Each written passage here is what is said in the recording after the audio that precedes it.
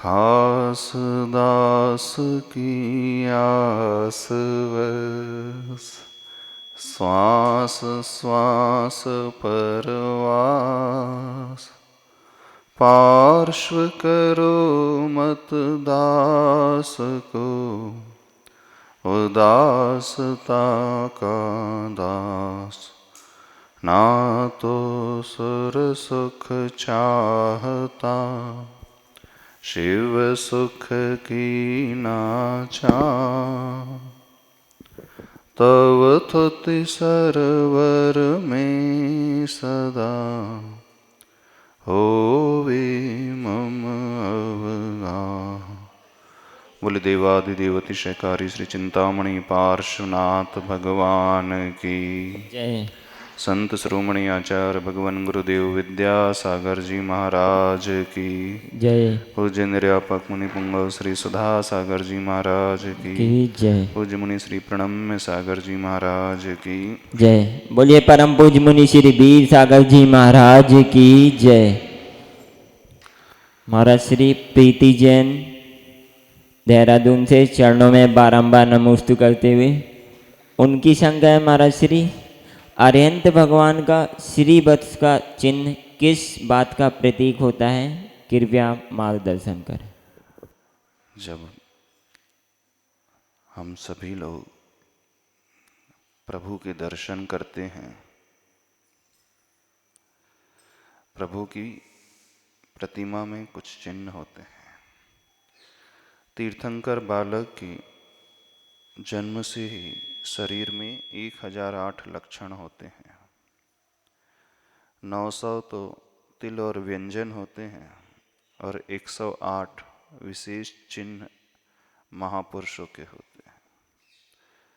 उन्हीं चिन्हों में एक चिन्ह जो होता है प्रभु के वक्षस्थल के ठीक मध्य में, वह श्रीवत्स का चिन्ह, जो फूल जैसा आपको दिखता होगा, स्टार जैसा दिखता होगा, वह श्रीवत्स का चिन्ह वात्सल्य का प्रतीक होता है। प्रभु की जन्म की 10 अतिशयों में एक अतिशय आता है, प्रभु का जो रुधिर यानी रक्त होता है श्वेत वर्ण का होता है, सफेद रंग का। सामान्य मनुष्यों का, प्राणियों का जो ब्लड होता है वह लाल रंग का होता है, लेकिन तीर्थंकर बालक के शरीर का जो ब्लड होता है सफेद रंग का होता है। सफेद रंग का क्यों होता है? जो तीर्थंकर प्रकृति उन्होंने बांधी थी पूर्व में, उसमें एक सबसे प्रमुख कारण होता है समस्त प्राणियों के कल्याण की भावना से जो अपने आप को हमेशा भरते हैं। और कल्याण की भावना आती ही तब है जब वह जीव पूर्ण वात्सल्य से भरा होता है। जब माँ किसी बालक को जन्म देती है तभी उसके शरीर में दूध आता है। हर स्त्री के शरीर में दूध नहीं आता। दूध कब पैदा होता है? जब वह माँ बनती है। यानी माँ जब बन गई तो उसके हृदय में इतना वात्सल्य उमड़ता है, इतना वात्सल्य उमड़ता है कि अपने आप ही सफ़ेद रंग का दूध आने लगता है। वैज्ञानिक उसे हार्मोनल चेंजेस कहते हैं। इस प्रकार के जन्म देने के पश्चात बॉडी में वह निर्माण होता है, लेकिन धर्म विज्ञान ये कहता है यह उस माँ की वात्सल्य की परिणति होती है कि प्रकृति से ही उनके शरीर में वह दूध पैदा होता है। गाय जब बछड़े को जन्म देती है तभी वह दूध देने योग्य होती है। तो ये प्रकृति का नियम है।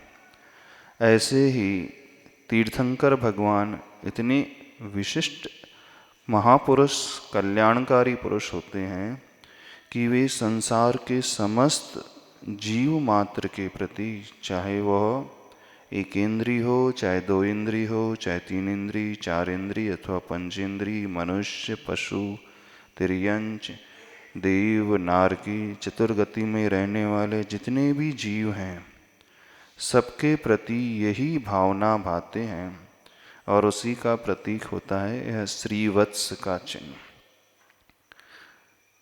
भगवान के दर्शन थोड़ा ध्यान से किया करो।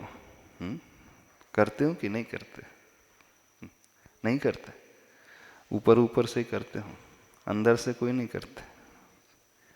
भगवान की प्रतिमा भी हमें उपदेश देती है।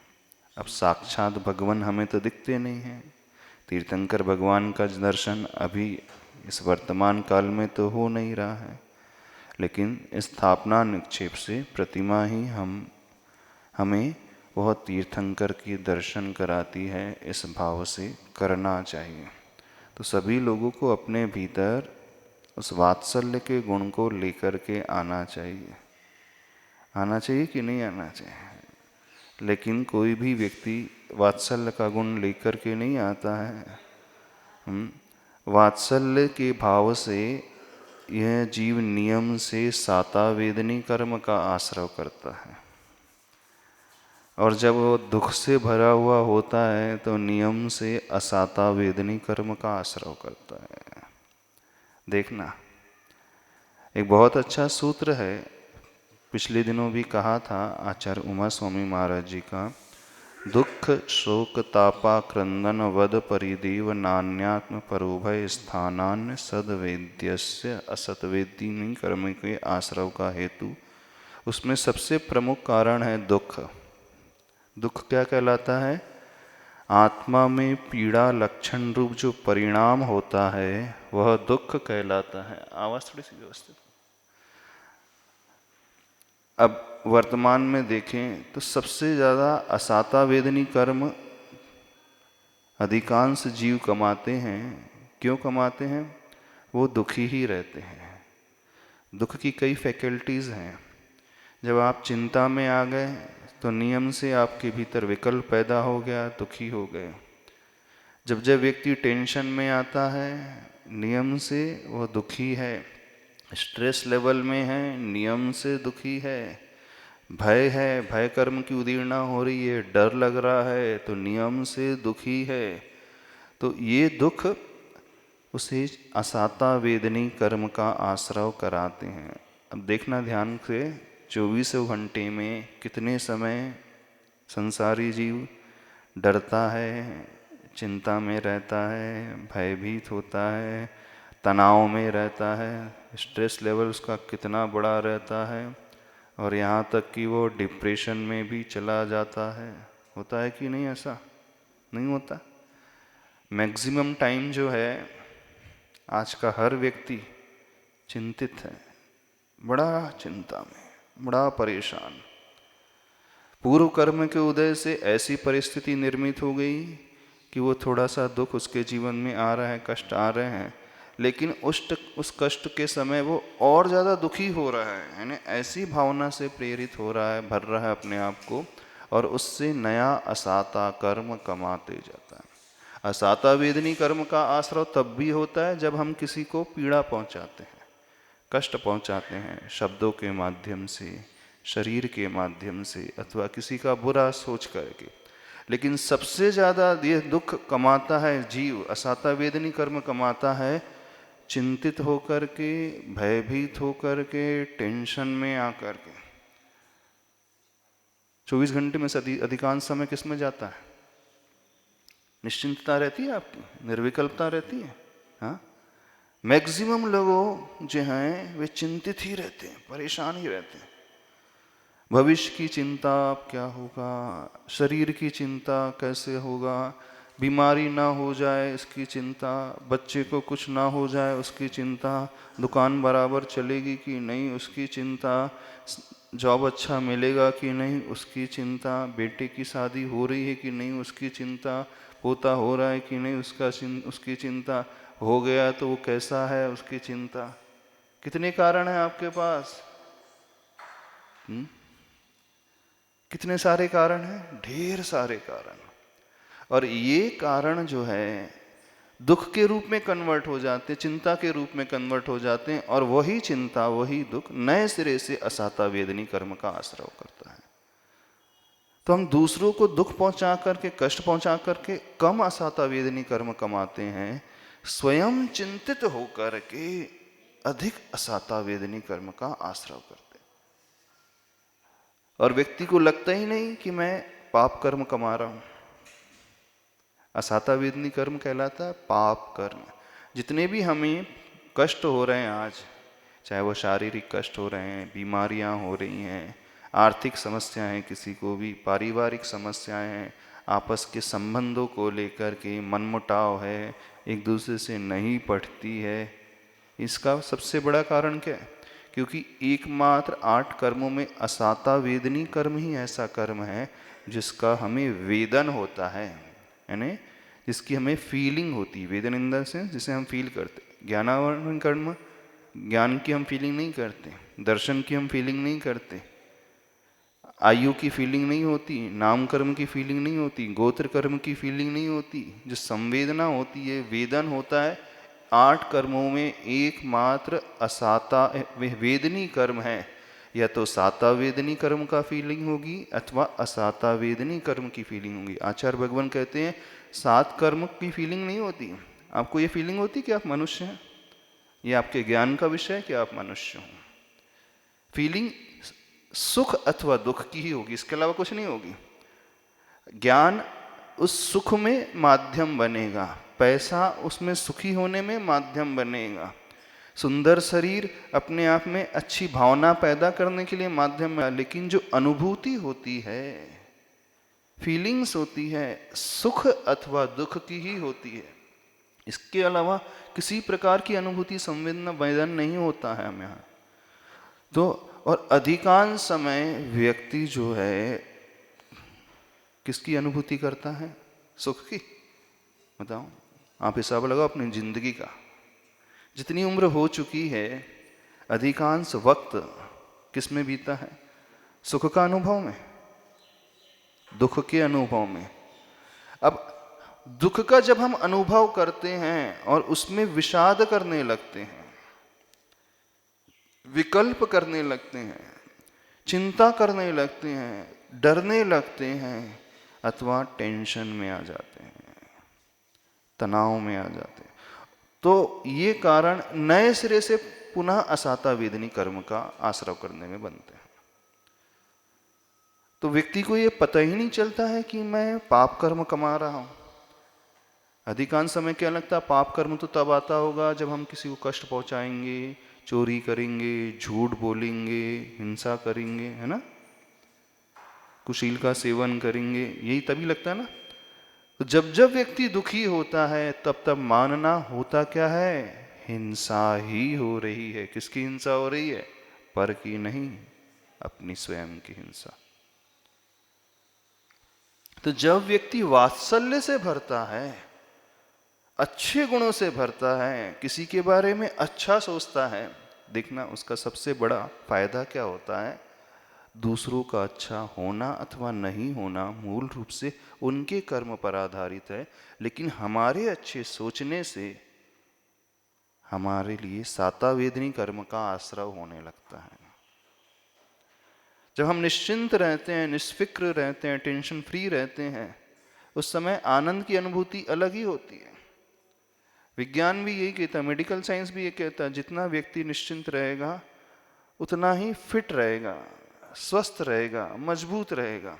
तो तात्कालिक वर्तमान का लाभ भी क्या है? हम पूर्ण रूप से स्वस्थ रहते हैं, और जब स्वस्थ रहते हैं तो मानसिक रूप से अच्छा सोचते हैं, तो उसका क्या दूसरा लाभ है? हम साता वेदनी कर्म का आश्रय करते हैं। साता वेदनी का फल क्या है? सुख, अच्छा वेदन करना। और असाता वेदनी का फल क्या है? कष्ट रूप फीलिंग करना। तो बिना ज्ञान के अज्ञान भाव से अनजाने में सबसे ज्यादा पूरी जीवन भर यह जीव जो है असाता वेदनी कमाता है। क्या हो जाता है अच्छा सोचने में? कुछ देना पड़ता है, कुछ खर्च करना पड़ता है, क्या हो जाता है? अच्छा सोचो ना, फर्स्ट क्लास निर्विकल्प रहना सीखो ना। अब आप कहोगे कि महाराज जी यदि ऐसा निमित्त मिलेगा तो दुख नहीं होगा, विकल्प नहीं होगा। उसको सही दृष्टिकोण से लेना सीखो। कभी भी हम भविष्य के लिए भी दुख पैदा और कर रहे हैं, असतावेदनी कर्म कमा रहे हैं। तो जब हम किसी का कल्याण की सोचते हैं तो ये धर्म ध्यान कहलाता है। और कौन सा धर्म ध्यान? अपाय विचय धर्म ध्यान। कौन सा धर्म ध्यान? पर के कष्ट दूर हों। अपाय का अर्थ होता है कष्ट, दुख, परेशानियां दूर हों। हम भावना भा रहे हैं दूसरों के जीवन में कष्ट ना आए, और फल किसे मिल रहा है बताओ? डायरेक्ट फल हमें मिल रहा है, यानी हमारी मानसिकता अच्छी रहती है।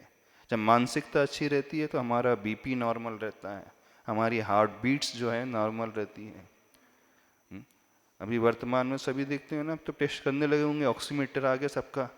हाँ, तो सब ले लेते हैं ऑक्सीजन लेवल कितनी है, पल्स रेट कितनी है। पल्स रेट कब बढ़ जाती है? जब व्यक्ति क्रोध से बढ़ता है, भर जाता है ना, गुस्से से भरता है, तब चेक करना अपनी पल्स रेट कितनी हो जाती है, 115, 120, 125 तक पहुंच जाएंगी। और जब व्यक्ति नॉर्मल रहता है, अच्छा सोचता है किसी के बारे में, उस समय उसकी पल्स रेट पूर्ण रूप से व्यवस्थित रहेगी। यदि कर्म सिद्धांत नहीं समझ में आ रहा है तो मेडिकल सिद्धांत के अनुसार समझ लो। नहीं समझ सकते? जैसे थर्मामीटर लगा करके टेम्परेचर चेक कर लेते हो, ऐसी पल्स वो ऑक्सीमीटर लगा करके अपनी पल्स रेट चेक कर लिया करो। जब जब आपको गुस्सा आए, थोड़ा सा आपके लिए बता रहे हैं तरीका, तो तुरंत अपना पल्स रेट चेक करना कितनी आ रही है। जब जब आपके मन में चिंता पैदा हो, चेक करना पल्स रेट कितनी आ रही है। टेंशन पैदा होगा, अब क्या होगा, बचूंगा कि नहीं, बीमारी हो गई तो क्या होगा, तुरंत चेक करना अपनी पल्स रेट। अथवा किसी से बोल के रखना, ऐसे समय मेरी पल्स रेट चेक कर लिया करो। 1 मिनट लगेगा, तुरंत वो बता देगी कितनी पल्स चल रही है। 115, 120, 100 प्लस ही रहेगी, ऐसी है ना। तो जहां उसने 100 लेवल को क्रॉस किया, समझ लेना फिजिकली प्रॉब्लम शुरू हो गए हैं। और जहां पल्स रेट बढ़ गई तो कर्म सिद्धांत कहता है असाता वेदनी कर्म का आश्रय शुरू हो गया। आपके पास तो बहुत अच्छा इंस्ट्रूमेंट आ गया, साधन आ गया चेक करने का। कौन सा साधन आ गया? असाता आ रहा है कि साता हो रही है? नहीं, सही बात है, इसका तो लाभ लेना चाहिए व्यक्ति को कि असाता का आश्रय हो रहा है कि साता का आश्रय हो रहा है। ऑक्सीमीटर लगाओ, हाँ कितनी पल्स आ रही है, ज़्यादा आ रही है, इसका मतलब कुछ ना कुछ गड़बड़ है। क्या गड़बड़ है? मैं नॉर्मल नहीं हूँ, मैं सहज नहीं हूँ, हमारे भीतर असहजता है। और जहाँ सहजता गई, नियम से वहाँ चिंता आ गई, नियम से वहाँ भय पैदा हो गया, नियम से वहाँ टेंशन लेवल जनरेट होने लगा। और धीरे धीरे धीरे धीरे वो एक्यूमुलेट होकर के डिप्रेशन तक पहुँच जाए। जिसे medical science tension, depression, stress आदि कहते हैं, धर्म विज्ञान के कहता है वो हमारे असाता वेदनी कर्म का आना प्रारंभ करा रही हैं सिचुएशन। अब तो बहुत इजी हो गया है अपने आप को चेक करना। कर सकते हो कि नहीं? सब लोग अपने साथ ऑक्सीमीटर लेकर के घूमा करो। नहीं, इसलिए नहीं कि मेरी पल्स कितनी है, ऑक्सीजन लेवल कितनी है, इसलिए कि मैं कौन से कर्म का आश्रय कर रहा हूँ। नहीं, बहुत अच्छी बात है, बहुत अच्छी फैसिलिटी, क्योंकि आप लोग हमारी बात पे तो विश्वास करोगे नहीं, शास्त्र की बात को तो मानोगे नहीं। तो लिखा है शास्त्रों में, ऐसा कर्म कमाता है, दुख की होने से वो असाता वेदनी कर्म का आश्रय करता है, पर किसी को लगता ही नहीं कि मैं पाप कमा रहा हूँ। विज्ञान ने बहुत अच्छी सुविधाएं दे दी हैं आज के ज़माने में। करोगे? अपने साथ एक एक ऑक्सीमीटर रखा करना, तुरंत चेक करना। बहुत चिंता हो रही है, डर लगने लगे, जब जब डर लगने लगे, अंदर से भीति पैदा होने लगे, अब क्या होगा क्या होगा, तुरंत चेक करना क्या होता है। जब जब फ्यूचर की चिंता होने लगे, बेटे की चिंता होने लगे, सर्विस की जॉब की चिंता होने लगे, दुकान की चिंता होने लगे, तुरंत चेक करना। ये सब दुख कमाने।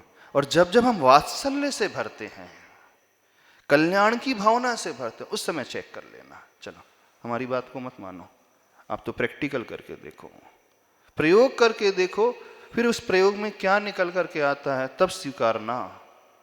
तो भगवान ये कहते हैं इन कर्म सिद्धांत को मानो, और वो नहीं मानते हो तो आज के मेडिकल सिद्धांत को मान लो। क्या मानो? कैसे सुधरोगे आप लोग? नहीं सुधरोगे। तो श्रीवत्स का जो चिन्ह है वो किस बात का प्रतीक है? परम वात्सल्य का प्रतीक है। और जब वो वात्सल्य से भरते हैं तभी उनका वो ब्लड जो है, रक्त जो है, सफ़ेद वर्ण का हो जाता है। तो जन्म से ही तीर्थंकर बालक के शरीर में जो खून होता है सफ़ेद रंग का, यानी उनके भीतर वो वात्सल्य की भावना रग रग में समाहित रहती है। निश्चिंत होना है कि नहीं? हाँ, चलो आज ध्यान करते हैं, निश्चिंतता का ही ध्यान करते हैं, ठीक है? चलो 5 मुद्राओं से शुरुआत। आर्यंत मुद्रा। देखो यहाँ बेमौसम बारिश हो रही है, गर्मी के मौसम में भी चतुर्मास की फीलिंग आ रही है। ओम अर्हं नमः, ओम अर्हं नमः, ओम अर्हं नमः, ओम अर्हं, ओम अर्हं नमः। रिलैक्स। दूसरी मुद्रा। ओम अर्हं नमः, ओम अर्हं नमः, ओम अर्हं नमः, ओम अर्हं नमः, ओम अर्हं नमः, ओम अर्हं नमः, ओम अर्हं नमः, ओम अर्हं नमः, ओम अर्हं नमः। तीसरी मुद्रा। ओम अर्हं नमः, ओम अर्हं नमः, ओम अर्हं नमः, ओम अर्हं नमः, ओम अर्हं, ओम अर्हं नमः, ओम अर्हं नमः, ओम अर्हं नमः। अर्हं नमः, ओम अर्हं नमः, ओम अर्हं नमः, ओम अर्हं नमः, ओम अर्हं नमः, ओम अर्हं नमः, ओम अर्हं नमः। निर्विकल्प रहना सीखो जिंदगी में। निर्विकल्पता का आनंद अलग ही होता है। टेंशन फ्री रहना सीखो, रिलैक्स। मन को स्वस्थ बनाना सीखो, और वही धर्म है। धर्म और कुछ नहीं है। समझते हो कि नहीं धर्म क्या कहलाता है? धर्म का फल जो है आकुलता बिना, और उसी का नाम सुख है, निराकुलता। जो धार्मिक होता है वो निराकुल होता है। आपका धर्म आपको टेंशन फ्री बनाए तो समझना आप धर्म कर रहे हैं, रिलैक्स। और जिसको टेंशन पैदा हो रहा है समझ लेना धर्म से भी कोसों दूर है। 5वीं मुद्रा, सिद्ध मुद्रा, साधु मुद्रा। ओम अर्हं नमः, ओम अर्हं नमः, ओम अर्हं नमः, ओम अर्हं नमः, ओम अर्हं नमः, ओम अर्हं नमः, ओम अर्हं नमः, ओम अर्हं नमः, ओम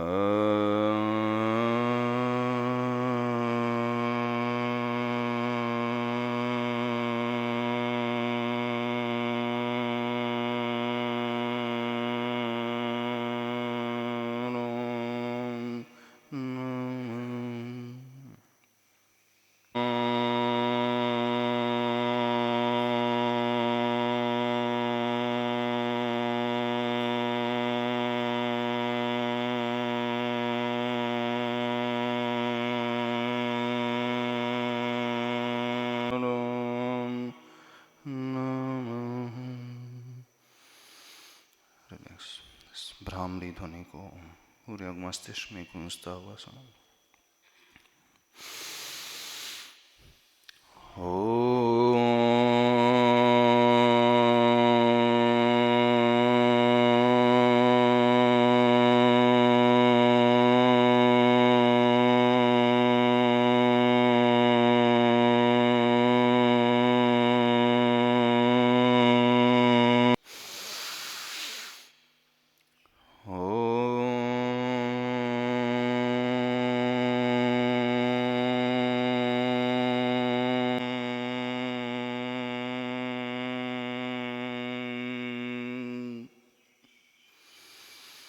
रिलैक्स, बॉडी को शिथिल छोड़ दें। इस श्वासोच्छ्वास रूपी प्राण को सुरक्षित करें। मन के सारे विकल्पों को, चिंता को छोड़ करके निश्चिंत होते हुए अपने साथ हो जाएं थोड़ी देर के लिए। दिन भर विकल्पों में जीकर अपने आप को खोते हैं, उस भय से और चिंता से ग्रसित होकर के दुख को और बढ़ाते हैं। उस भावना को छोड़ कर के निर्भयता की, निर्विकल्पता की भावना से अपने आप को भरें। मानस पटल पर उन सुखी प्रभु की छवि को लेकर के आए, प्रतिमा को लेकर के आए, अपने इष्ट प्रभु को लेकर के आए। कुंडलपुर के बड़े बाबा की छवि को लेकर के आए। पद्मासन मुद्रा, दृष्टि न ही पूर्ण बंद है, न ही खुली है, नासाग्र दृष्टि, चेहरे पे मुस्कुराहट। उस मुद्रा को बहुत ध्यान से सिर्फ देखें, अंतरंग दृष्टि से। ललाट पर दृष्टि टिकाएं। सफ़ेद रंग का चमकता हुआ ह्रीम बीजाक्षर, उसका उच्चारण करें और प्रभु के ललाट से निकल करके हमारे ललाट में प्रवेश कर रहा है। उस ऊर्जा को अपने भीतर प्रवेश करते हुए अनुभव करें। कुंडलपुर के बड़े बाबा की छवि को मानस पटल पर लाकर आए, सिर्फ उनके ललाट को देखें। उस ज्ञान केंद्र के बीच से उठती हुई उस ह्रीम बीजाक्षर को पूर्णिमा के चंद्रमा की भांति सफ़ेद रंग में प्रकाश बिखेरते हुए अपने भीतर आते हुए महसूस करें।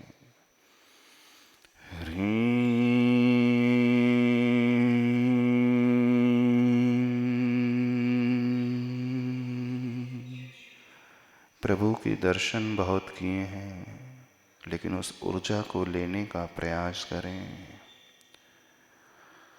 दृष्टि में प्रभु का माथा आए, बीचों बीच दोनों भ्रुकुटियों के बीच वाला स्थान, वहाँ से निकलता हुआ ह्रीम बीजाक्षर हमारे माथे में प्रवेश करता हुआ देखें।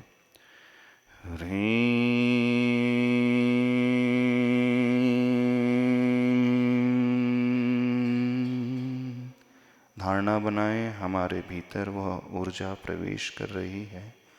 प्रभु की शक्ति, प्रभु की निर्विकल्पता, बिल्कुल हम वैसे ही हो रहे हैं।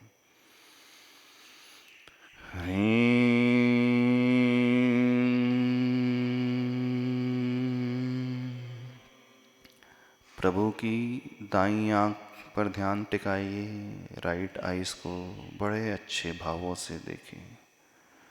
तालू से निकलता हुआ, ऊपर की जौ से निकलता हुआ ह्रीम बीजाक्षर अपने तालू को स्पर्श करता हुआ महसूस करें।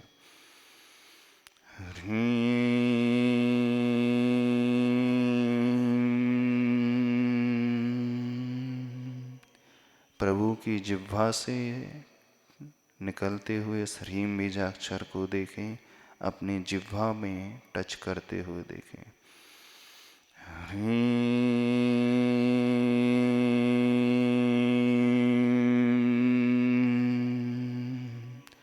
प्रभु के निचली तालू से निकलते हुए इस बीजाक्षर को अपने भीतर प्रवेश करता हुआ देखे।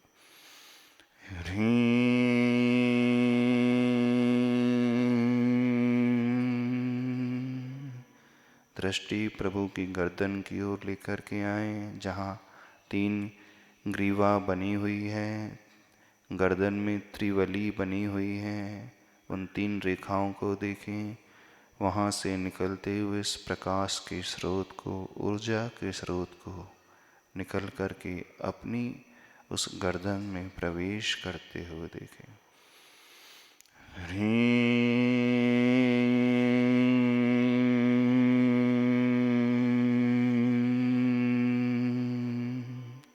मेरी श्वास नलिका में जो भी रोग हैं इस ऊर्जा से नष्ट हो रहे हैं। मेरा कंठ पूर्ण शुद्ध हो रहा है, शुद्ध ऊर्जा से भर रहा है। हथेलियों की उंगलियों को स्पर्श करते हुए इस ह्रीम बीजाक्षर को देखें।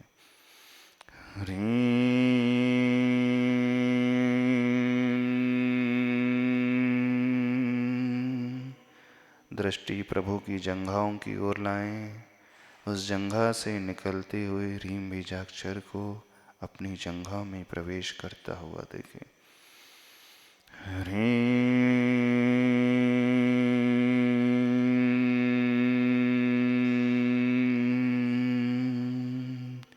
बाईं जंघा से निकल करके हमारी बाईं जंघा में प्रवेश करता हुआ।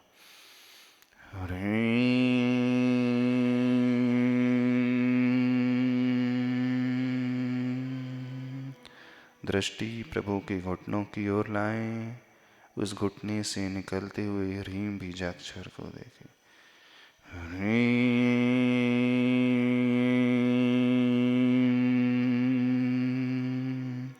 अपने पवित्र अनंत ऊर्जा उन भगवान के भीतर है, वैसा ही मैं पूर्ण रूप से शुद्ध हो रहा हूँ।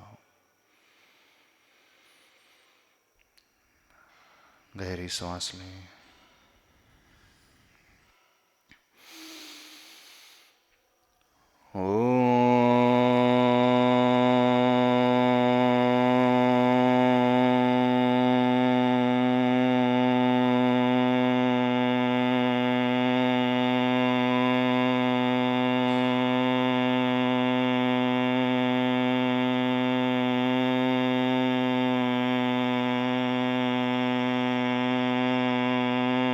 परम शांति। ओम अरहं परम शांति। ओम अरहं परम शांति। दोनों हथेली को रगड़कर इस पूरी ऊर्जा को अपने पूरे शरीर से स्पर्श करते हुए ली एक्सेस एनर्जी को संसार के कल्याण के लिए संप्रेषित करें। बोले कुंडलपुर के बड़े बाबा की जय।